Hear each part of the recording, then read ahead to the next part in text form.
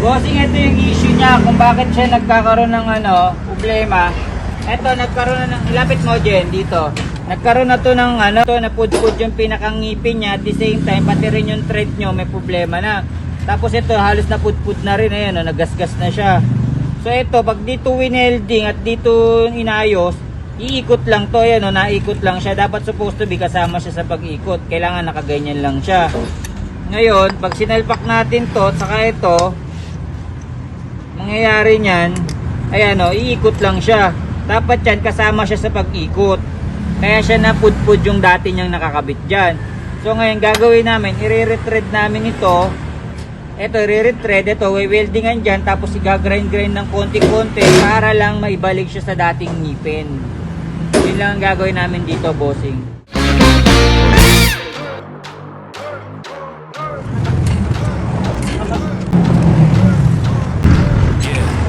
Tastes like magic.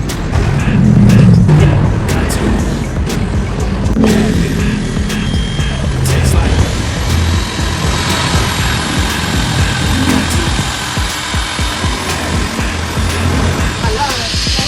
Matapos na po ito, madam.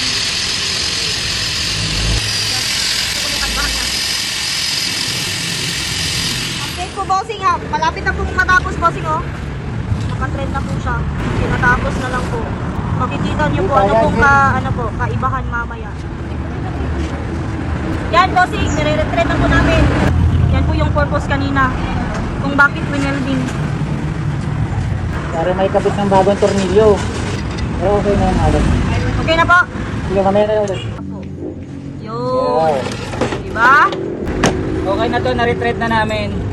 Pero ito, wala kaming tinda nito. Ito, papalitin na rin to. Ito, papalitin na rin to. Maghahanap tayo nito sa susunod. Kasi ito, napudpud na to maigay kasi nga na-lost thread yung thread nyo.